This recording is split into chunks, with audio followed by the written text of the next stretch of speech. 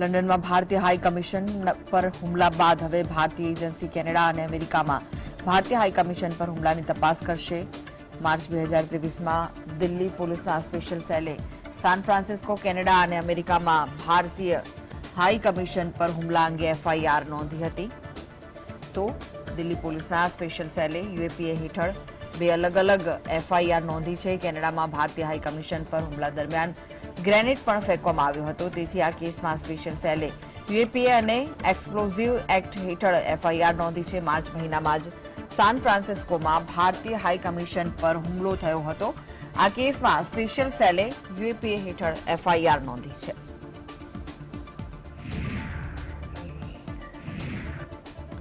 વડાપ્રધાન મોદીના અમેરિકા પ્રવાસ પહેલા વોશિંગ્ટન ડીસીમાં આવેલા વ્હાઇટ હાઉસમાં અમેરિકાના ધ્વજ સાથે ભારતીય તિરંગો પણ ફરકાવવામાં આવ્યો. આ વિશે વાતચીત કરતા વોશિંગ્ટનમાં હાજર ભારતીય લોકોએ કહ્યું કે વ્હાઇટ હાઉસમાં ભારતીય તિરંગાને ફરકાવવામાં આવ્યો છે અને આ અમારા માટે સન્માનની વાત છે. વ્હાઇટ હાઉસમાં ભારતીય તિરંગાને જોવા માટે મોટી સંખ્યામાં લોકો ઉમટી પડ્યા છે. યુએસના પ્રવાસ દરમિયાન પીએમ મોદી જો બાઇડન દ્વિપક્ષીય બેઠકમાં હાજરી આપશે. 22મી જૂનના રોજ વડાપ્રધાન મોદી વ્હાઇટ હાઉસમાં અમેરિકી પ્રમુખ જો બાઇડન સાથે ડિનર કરશે.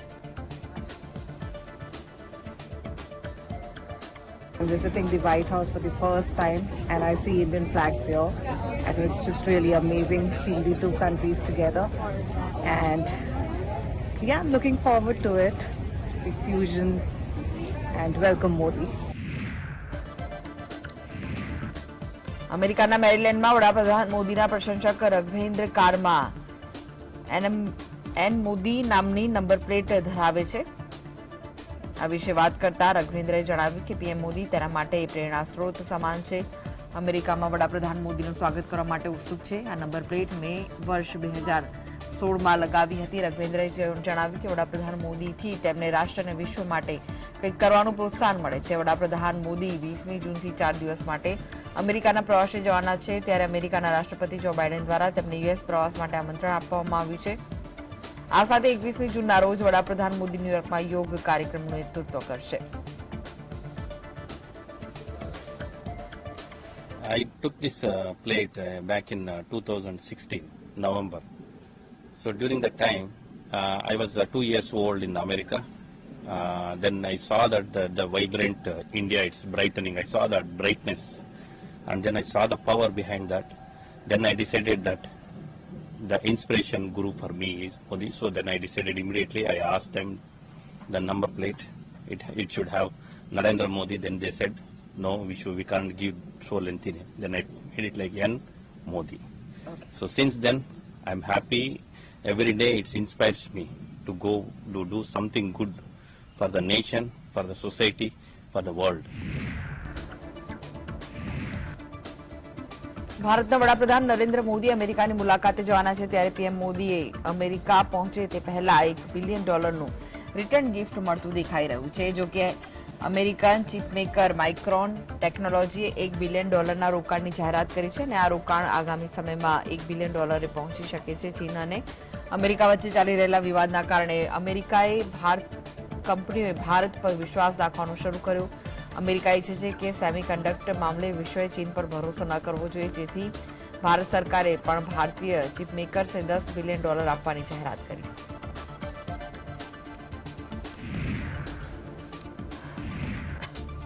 રોકડની અછત ધરાવતા પાકિસ્તાને ચીને ફરીવાર એકવાર આર્થિક મદદ કરી છે. ઘટના વિદેશી મુદ્રા ભંડાર વચ્ચે ચીન તરફથી મળેલી $1 બિલિયન લોન મહત્વપૂર્ણ સાબિત થઈ શકે છે. સ્ટેટ બેંક ઓફ પાકિસ્તાને ચીન તરફથી આર્થિક સહાય મળી હોવાની પુષ્ટિ કરી. જોકે આ સિવાય અન્ય કોઈ જાણકારી શેર કરવાનો ઇનકાર કર્યો હતો. છેલ્લા કેટલાક સપ્તાહમાં પાકિસ્તાનનું વિદેશ મુદ્રા ભંડાર ઘટીને $3.9 બિલિયન પર પહોંચી ગયું. અગાઉ પાકિસ્તાનના નાણામંત્રી ઇશાક ડારે જણાવ્યું કે પાકિસ્તાનને ગયા સોમવારે $1.3 બિલિયન પૈકી $1 બિલિયન ની રકમ ચૂકવવી હતી. જૂની લોનની બાકી રકમ પાકિસ્તાન 30મી જૂન સુધી ચૂકવી દેશે તેવી ખાતરી આપવામાં આવી.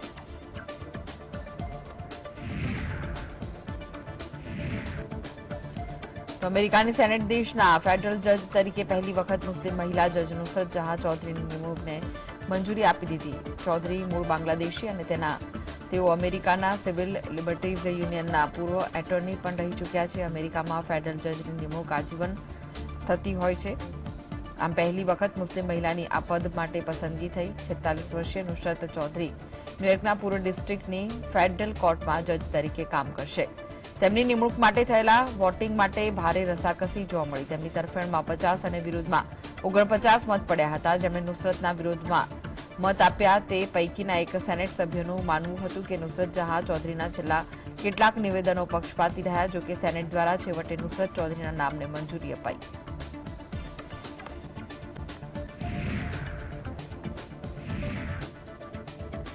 મણિપુરમાં 3 મેના રોજ કુકી અને મૈતેઈ સમાજ વચ્ચે અનામત મુદ્દે શરૂ થયેલા વંશીય તોફાનોમાં 44મો દિવસ એટલે કે ગુરુવારે રાત્રે ભાજપના સાંસદ અને કેન્દ્રીય મંત્રી રાજકુમાર રંજનસિંહના ઇમ્ફાલ સ્થિત મકાનને આગ ચાંપી દેવાઈ હતી. રંજનસિંહે કહ્યું કે જે ઘટના બની છે તે જોઈને ખૂબ જ દુઃખ થયું. મણિપુરમાં કાયદો વ્યવસ્થા નિષ્ફળ થયા પછી મણિપુરમાં મંત્રીઓ અને ધારાસભ્યોના ઘરો પર હુમલા કરવામાં આવ્યા. ત્યારે સવાલ એ થાય છે કે આખરે શા માટે હિંસા થઈ રહી છે. સમગ્ર મામલા પર નજર કરીએ તો મૈતેઈ સમુદાયને અનુસૂચિત જનજાતિનો દરજ્જો આપવાની માંગ સામે નાગા અને ફૂકી સમુદાયો વિરોધ છે. મણિપુરમાં નાગા, ફૂકી, મૈતેઈ આદિવાસી સમુદાય છે. મૂળ એ વાત છે કે મણિપુરમાં હિંસા પાછળનું કારણ જમીન પર કબજાનો જંગ માનવામાં આવે છે.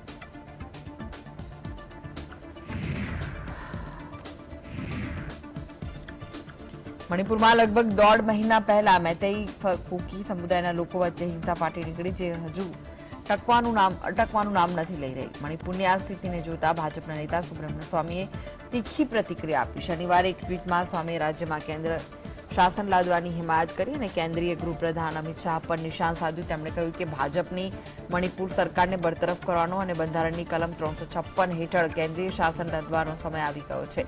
તેમણે વધુમાં કહ્યું કે અમિત શાહને રમત મંત્રાલયમાં મોકલી દેવા જોઈએ.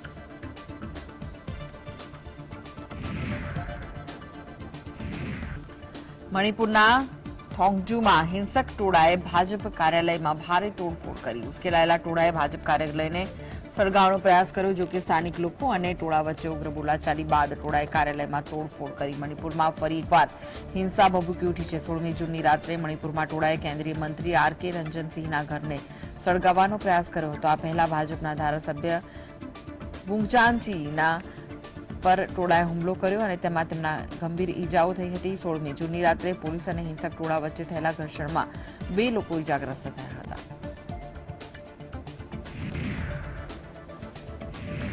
મણિપુરમાં છેલ્લા 1.5 મહિનાથી હિંસા ફેલાયેલી છે અને લગભગ 100 થી વધારે લોકોના મોત થયા છે. મણિપુરમાં ભાજપના સાંસદના ઘર પણ સળગાવી દેવામાં આવ્યો છે. ત્યારે કોંગ્રેસના મહાસચિવ જયરામ રમેશે જણાવ્યું કે મણિપુરના 10 પક્ષોના નેતાઓ 10 જૂનથી વડાપ્રધાનને મળવા માંગે છે. તેઓ હજુ પણ રાહ જુએ છે કે તેમને આશા છે કે વડાપ્રધાન મોદી 20 જૂને વિદેશ પ્રવાસે જાય તે પહેલા મણિપુરના નેતાઓને મળશે. પરંતુ વડાપ્રધાન તરફથી હજુ સુધી મણિપુરના નેતાઓને મળવા માટે કોઈ સમય ફાળવાયો નથી.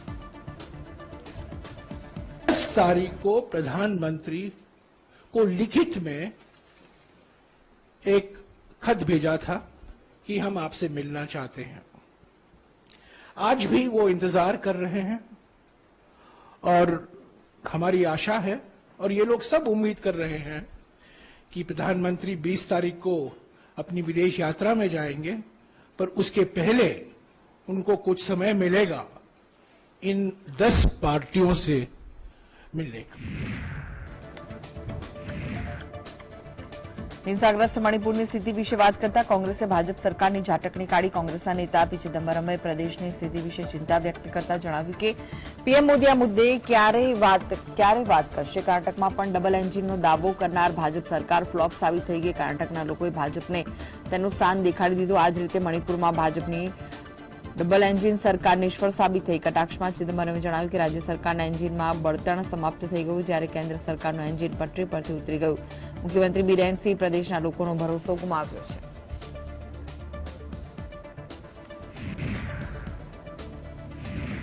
છેલ્લા 1.5 મહિનામાં પણ મણિપુરની સ્થિતિ ખૂબ જ ખરાબ છે. ત્યારે નિવૃત્ત લશ્કરી અધિકારીઓ પણ પોતાની પીડા વ્યક્ત કરવામાં લાગ્યા છે.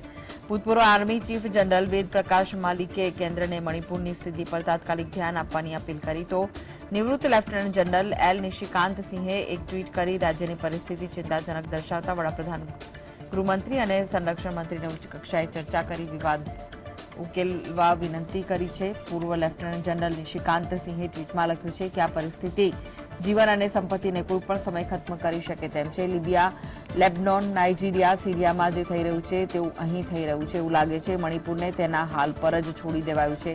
ત્યાં કોઈ સંભાળી રહ્યું છે. મણિપુરમાં 3જી મેના દિવસે કુકી જનજાતિ સમુદાયની રેલી પછી હિંસા ભડકી હતી. આ રેલી રાજ્યની બહુસંખ્યક મેતેઈ સમુદાયને જનજાતીય દરજ્જો આપવાના વિરોધમાં યોજાઈ હતી.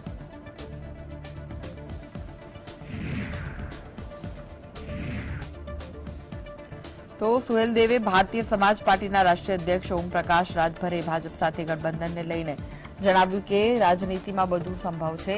આ માટે અમારા દરવાજા ખુલ્લા છે. કોઈ રોક નથી. મારી કોઈ મોટી માંગ નથી. અમારી બધી વાતો માનવી જરૂરી નથી. તેમની તમામ વાતો સ્વીકારવી અમારા માટે જરૂર નથી. કેટલીક વાતો સ્વીકારી શકાય તો કામ બની શકે છે. बात के लिए वो एग्री हैं तो फिर इस पे विचार किया जा सकता है। ऐसा नहीं है कि देखिए हमारे दरवाजे सबके लिए खुले हैं, भाजपा के लिए सबके लिए खुले हैं, कहीं कोई किसी को रोक नहीं है। हमारे मुद्दे जो हैं जनहित में, यानी कि अगर आपके मुद्दे भारतीय जनता पार्टी भी रखेगी तो आप उनके साथ बिल्कुल शामिल जाएंगे। कौन सी पार्टी है जो अछूती है? 89 में मुलायम सिंह यादव जी मुख्यमंत्री थे, भारतीय जनता पार्टी का समर्थन था। मायावती जी सरकार बनाई भारतीय जनता पार्टी के सहयोग से। कौन पार्टी अछूती है? પશ્ચિમ બંગાળમાં પંચાયત ચૂંટણીમાં વધુ એક હત્યા સાથે રાજકારણ ગરમાયું. માલદા જિલ્લાના સુજાપુરા ગામમાં પૂર્વ પંચાયત પ્રધાન અને ટીએમસીના નેતા મુસ્તફા શેખની હત્યા કરવામાં આવી. આ હત્યા માટે મુસ્તફાના પરિવારજનોએ કોંગ્રેસ નેતા પર આરોપ મૂક્યો. હત્યા મામલે 48 વર્ષીય અબ્દુલ મન્નનની હત્યા અટકાયત કરવામાં આવી. માલદા પોલીસે આ મામલે વધુ તપાસ હાથ ધરી.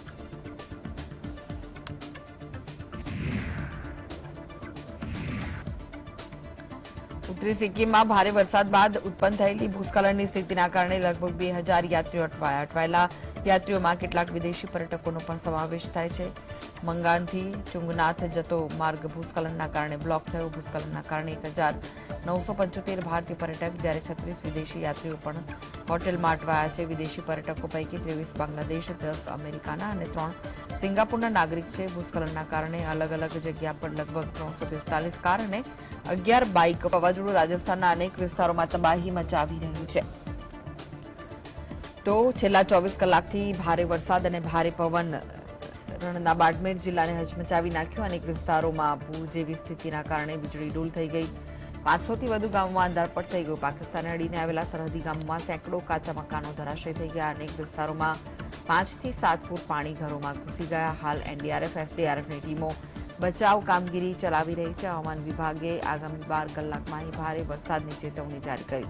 હવામાન વિભાગે બાડમેર, જાલોર અને સિહોરીમાં રેડ એલર્ટ જાહેર કર્યું. પાલી અને જોધપુર માટે ઓરેન્જ એલર્ટ જારી કરવામાં આવ્યું. બીજી તરફ જેસલમેર, બિકાનેર, ચૂરુ, सीकर, नागौर, झुंझुनू, अजमेर, उदयपुर, राजसमंद, जयपुर सिटी, दौसा, अलवर, भीलवाड़ा, चित्तौड़गढ़, करौली, सवाई माधोपुर, टोंक, बूंदी और कोटा में येलो एलर्ट जाहिर कराયું.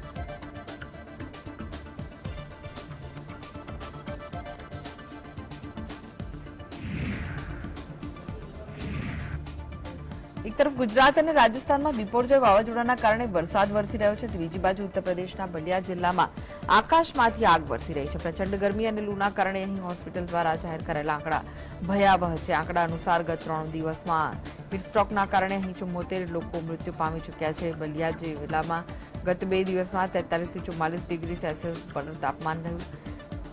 डायरिया અને लूना दर्दीओथी डायरिया અને लूना दर्दीओथी सरकारी तथा खानगी होस्पिटलों उभराई है. जिला होस्पिटलनी इमरजन्सी वोर्डमां आवनारा दर्दीओमांथी मोटाभागना मृत्यु पामी रह्या छे. शुक्रवारे सवारथी मोडी रात सुधी 25 दर्दीओ मृत्यु पामी चूक्या छे. आ सप्ताहे सौथी वधु 31 लोकोना मृत्यु गुरुवारे थया हता.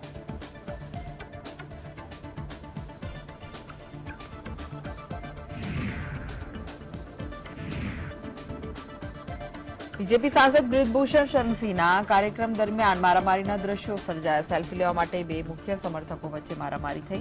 बंने पक्षना समर्थकोए पत्थरमारो करता उग्र बोलाचाली थई. ते ज समये समर्थकोए भाजप सांसद ब्रिजभूषण शरणसिंहना काफला पर पत्थरमारो कर्यो. आ हंगामा दरमियान भाजप सांसद कार्यक्रममांथी सुरक्षित रीते बहार निकળી ગયા. લડાઈને અને પથ્થરમારાનો વિડીયો કેમેરામાં કેદ થઈ ગયો.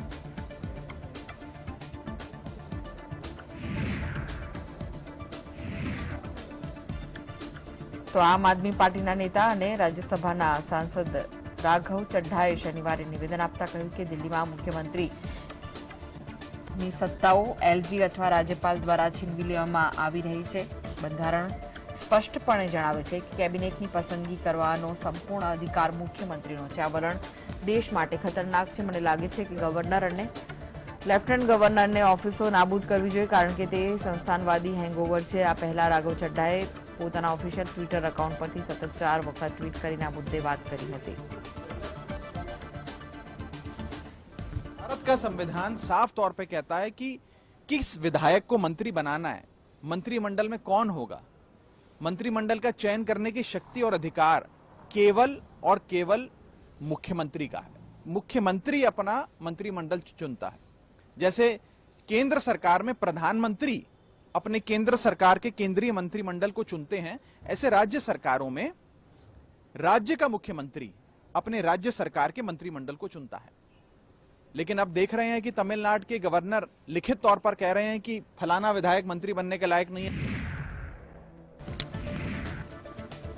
દિલ્હીમાં આવેલા Nehru memorial museum and library સોસાયટીનું નામ બદલીને પ્રધાનમંત્રી મેમોરિયલ મ્યુઝિયમ એન્ડ લાઇબ્રેરી કરી દેવાતા ભાજપ અને કોંગ્રેસના નેતાઓ વચ્ચે આ મુદ્દે નિવેદનબાજી શરૂ થઈ. આ વિશે વાત કરતા કોંગ્રેસના નેતા ગૌરવ વલ્લભે જણાવ્યું કે ભાજપના લોકોને એવું છે કે નહેરુનું નામ બોર્ડ પરથી હટાવી દેવાથી તેમનું વ્યક્તિત્વ ઓછું થઈ જશે, પરંતુ એવું નથી. લોકો નહેરુને આર્કિટેક્ટ ઓફ મોડર્ન ઇન્ડિયા કહેતા હતા. કોઈનું નામ કાપવાથી તેના વ્યક્તિત્વને કાપી શકાતું નથી.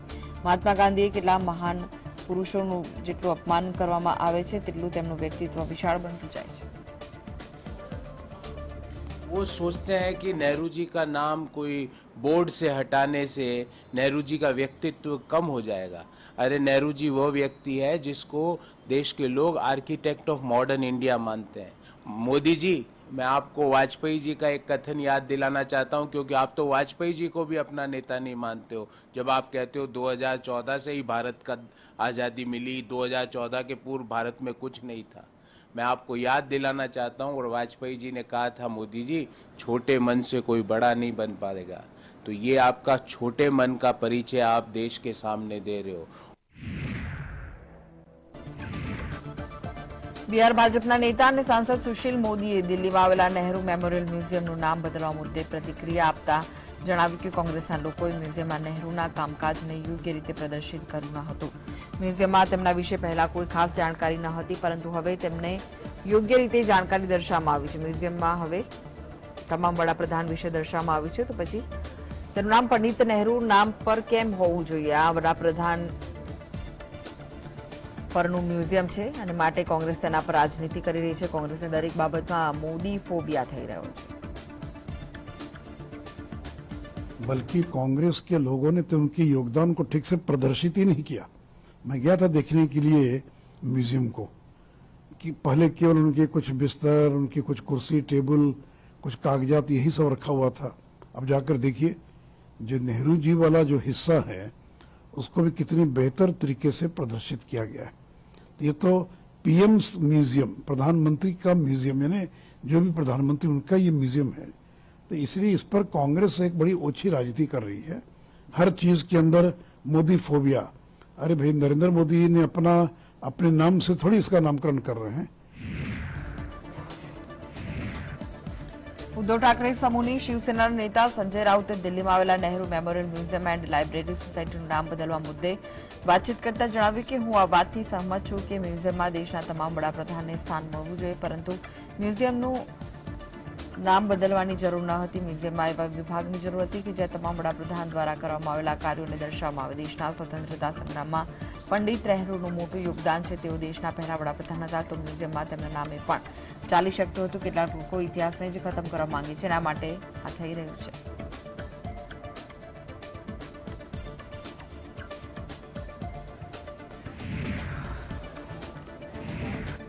અમરનાથ યાત્રાને લઈને પવિત્ર યાત્રાધામના શ્રાઇન બોર્ડે હેલ્થ એડવાઇઝરી જાહેર કરી, જેમાં 40થી વધુ ખાદ્ય પદાર્થો પર પ્રતિબંધ મૂકવામાં આવ્યો. તેમજ યાત્રિકોને દિવસમાં ઓછામાં ઓછા 5 કિલોમીટર ચાલીને શારીરિક તંદુરસ્તી જાળવવાની સૂચના આપી. તળેલા ચોખા, puri, bhatura, pizza, burger, stuff paratha, તળેલી રોટલી, માખણ સાથેની બ્રેડ, ક્રીમ આધારિત ખોરાક, અથાણું, ચટણી, તળેલા પાપડ, ચાઇનીઝ ફૂડ અને ફાસ્ટ ફૂડની અન્ય આઇટમો પર એડવાઇઝરીમાં પ્રતિબંધ કરવામાં આવ્યો છે. દક્ષિણ કાશ્મીરમાં હિમાલયમાં 3880 મીટર ઊંચી પવિત્ર ગુફાની યાત્રા જોડિયા ટ્રેકથી શરૂ થવાની છે. આ માટે અનંતનાગ જિલ્લામાં પરંપરાગત 48 કિલોમીટરની નુનવાન પહલગામ રૂટ અને ગાંદરબલમાં 14 કિલોમીટર ટૂંકા રૂટની પસંદગી કરી છે.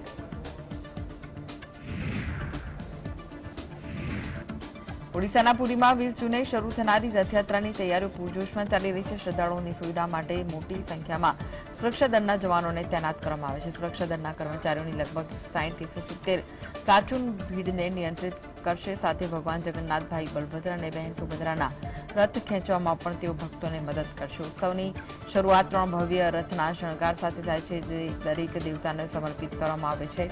આ એક શોભાયાત્રા છે જ્યાં ભગવાન જગન્નાથ તેમના મોટા ભાઈ બલભદ્ર અને નાની બહેન સુભદ્રાને શ્રી મંદિરમાં તેમના નિવાસસ્થાનથી ગુડીચા મંદિર સુધી લઈ જવામાં આવે છે.